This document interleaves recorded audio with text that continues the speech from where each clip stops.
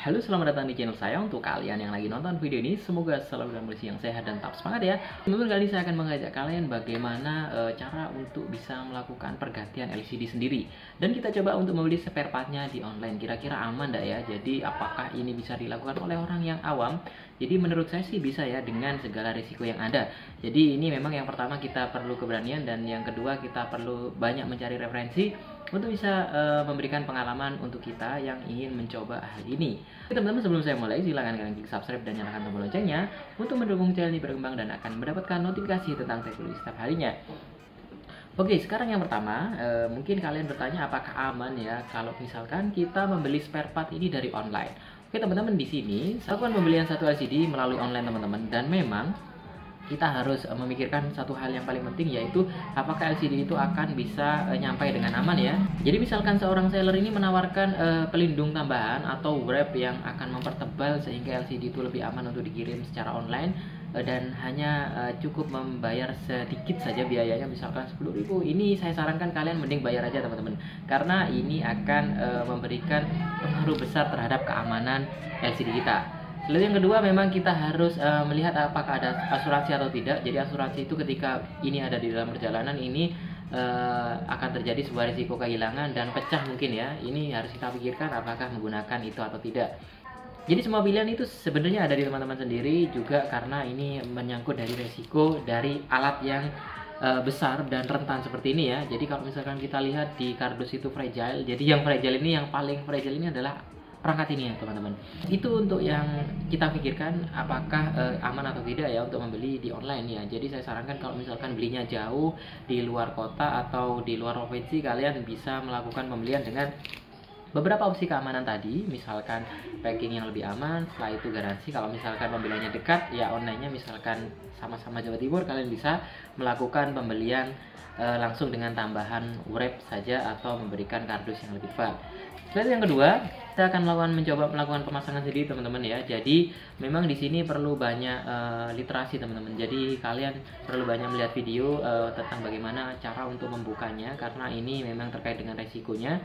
Tapi kalian jangan khawatir, memang ketika kita melakukan dengan prosedur yang sudah benar, maka resiko itu akan semakin kecil terjadi kerusakannya teman. Di sini kita akan melakukan percobaan pada laptop Toshiba C40A ya. Jadi di sini laptopnya seperti ini. Jadi laptop ini adalah laptop yang masalahnya kematian LCD, yaitu pada LED-nya saja. Sebenarnya ini bisa diperbaiki karena tidak ada spare part-nya, maka saya lakukan pergantian spare part dalam satu paket LCD ini teman-teman. Oke teman-teman, kita mulai saja, yuk check it out. Oke teman-teman, kali ini yang akan kita lakukan percobaan yaitu pada laptop Toshiba ya. Jadi ini kan kita lakukan pergantian LCD. Sebenarnya secara umum untuk pergantian ini mirip teman-teman. Jadi kalau kalian melihat model laptop seperti ini atau dengan bezel atau model layar seperti ini, harusnya memiliki model atau cara pergantian yang sama, dan mungkin setiap merek akan memiliki karakteristik yang berbeda teman-teman ya. Oke teman-teman, di sini LCD-nya sudah saya siapkan tentunya, jadi kita tinggal pasang saja. Jadi LCD ini yang saya beli dari online tadi ya, yang saya sudah lakukan perekaman video ketika lakukan unboxing-nya teman-teman. Jadi unboxing ini bertujuan untuk mengamankan barang atau klaim dari garansi yang sudah berlaku ya. Jadi ketika online memang harus kita lakukan perekaman mulai dari pembongkaran sampai dengan pemasangan. Jadi kalau kalian pengen masang dengan aman sih, kalian bisa lakukan perekaman seperti yang saya lakukan sekarang. Oke teman-teman, di sini kita akan lakukan percobaan untuk membuka. Jadi yang pertama kita harus lepas dulu baterainya teman-teman, karena ini adalah yang paling rawan ya untuk tegangan listrik yang masih mengalir. Ini akan menyebabkan kerusakan ketika kita mengotak-atik komponennya. Jadi lepas dulu untuk baterainya dan juga daya listriknya teman-teman. Oke, setelah itu kita buka teman-teman. Di pojok atas atau bawah nanti kalian bisa cari ada sebuah lubang. Di situ ada lubang yang tertutup atau lubang yang terbuka seperti ini. Kalau masih tertutup kalian bisa congkel ya dengan cara seperti ini. Kalau sudah terbuka, kita tinggal buka saja dengan menggunakan obeng teman-teman. Jadi ini bisa kalian gunakan alat-alat sederhana ya. Jadi saya hanya menggunakan pengungkit dan obeng saja. Untuk kalian yang tidak punya pengungkit, kalian bisa menggunakan kartu seluler yang bekas dan tidak terpakai. Di sini kita buka bautnya teman-teman. Kalau ada dua baut, ini kebetulan ada dua ya. Jadi di paling bawah ini saya buka. Setelah itu kalau ada yang di atas, kalian buka juga yang di atas. Setelah itu di sini kita congkel sedikit untuk membuka kunci dari LCD-nya. Lalu kalian buka keliling dengan pelan-pelan ya. Kalau misalkan keras, kita gunakan pengungkit sedikit demi sedikit. Oke, kalian lakukan hati-hati karena di sini ketika kita asal-asalan atau terburu-buru ini akan menyebabkan kerusakan atau patah teman-teman. Dengan model seperti ini LCD-nya kita bisa agak buka LCD supaya tidak nyangkut teman-teman karena ada pengait seperti itu. Lalu kita taruh LCD-nya. Setelah itu di sini ada baut teman-teman ya. Jadi baut ini adalah baut yang terpasang pada LCD dan rangka besinya. Setelah itu juga pada LCD dan casing belakangnya. Jadi di sini kita akan buka semua. Kalau kita lihat dan amati LCD ini, kita harus membuka LCD yang menghadap ke depan dulu teman-teman. Jadi ada yang menghadap ke depan dan ada yang menghadap ke samping. Jadi di sini ada di pojok kanan, atas, kiri, bawah ya. Itu kalian buka semua. Dan di tipe ini kebetulan ada sekitar 6 baut teman-teman. Silahkan dibuka semua dan jangan lupa kalian lakukan dengan hati-hati teman-teman ya. Setelah itu di sini ada di samping teman-teman untuk penahan di bagian tulangnya. Kita juga lepas juga.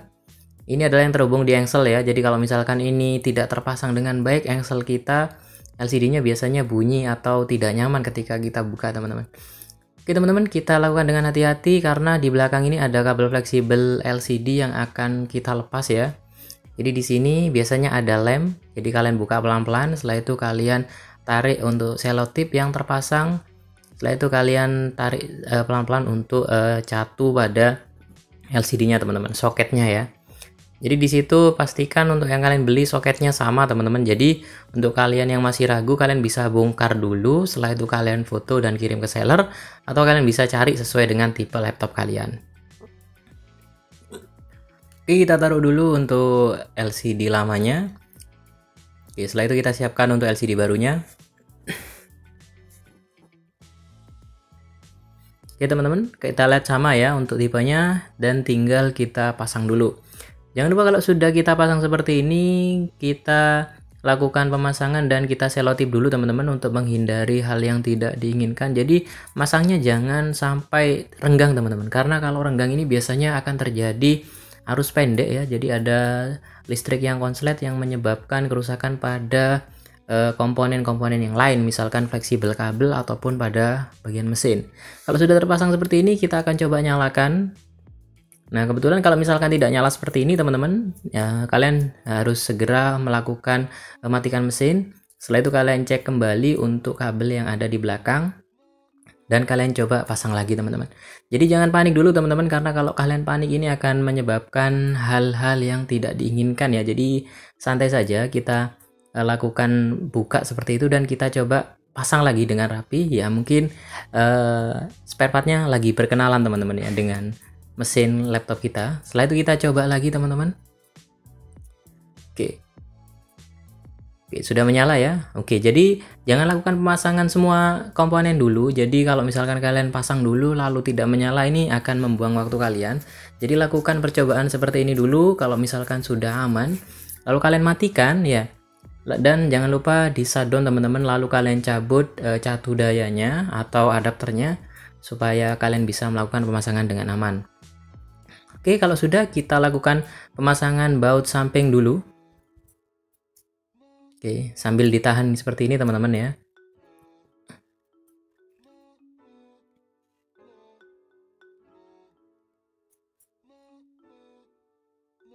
Untuk pemasangan jangan buru-buru teman-teman, karena kita santai saja untuk melakukan pemasangan ini. Pastikan kalian tidak dalam kondisi yang dikejar-kejar ya, karena mungkin ini merupakan percobaan yang kalian lakukan pertama kali, jadi santai saja. Setelah itu kita masukkan baut yang ada di casing yang menghadap dan juga yang bagian atas. Oke, kalau sudah teman-teman, kita akan coba lagi. Jadi biasanya posisi berpindah sudah LCD itu sudah berubah ya efeknya. Jadi khawatirnya ada pergeseran fleksibel yang menyebabkan LCD itu tidak menyala. Lalu kita coba kembali. Lalu kalau misalkan sudah menyala seperti ini, jangan lupa kita matikan lagi untuk melakukan pemasangan secara lengkap. Di bawah itu ada kabel fleksibel, jangan lupa dimasukkan dalam sela-sela yang sudah disediakan. Kalau sudah rapi baru kita pasang casing bagian depan teman-teman. Oke, untuk casing ini pastikan di bagian bawah ini sudah pas teman-teman. Kita tandai dengan baut yang sudah terlihat pada lubang casing depan ya. Jadi kalau baut ini sudah pas, sudah terlihat, dan ketika kita tekan sudah tidak ada bunyi-bunyi atau sesuatu yang mengganjal, kita rapatkan semuanya. bagian samping dan atasnya. Oke, jadi kita cek juga seperti ini. Dari belakang kita lihat kalau misalkan dari belakang ini sudah rapat, oke, artinya pemasangan sudah bagus dan sempurna teman-teman. Lalu yang terakhir kita pasang bautnya teman-teman ya. Bagian baut di depan ini tinggal 2 baut lagi. Nah, ini jangan lupa teman-teman, bagian ini adalah bagian pelindung LCD yang diberikan oleh pabrik untuk melindungi LCD ini dari gores, karena ini adalah pelindung yang tipis teman-teman. Ini bisa dibuka, jadi kalian bisa memasangkan satu penariknya, jadi supaya orang ketika ingin mengganti pelindung yang tipis ini menjadi pelindung yang lebih bagus, ini bisa langsung saja dilakukan pergantian teman-teman dengan mudah ya. Jadi kalian jangan lupa memasang seperti itu. Oke teman-teman, sudah jadi dan semuanya sudah selesai. Jadi seperti ini teman-teman untuk pemasangannya. Saya kira kalian akan bisa mencoba sendiri ya di rumah. Untuk kalian yang suka dengan video ini silahkan klik like. Untuk kalian ingin komen silahkan masukkan kolom komentar. Terima kasih, sampai jumpa di video selanjutnya.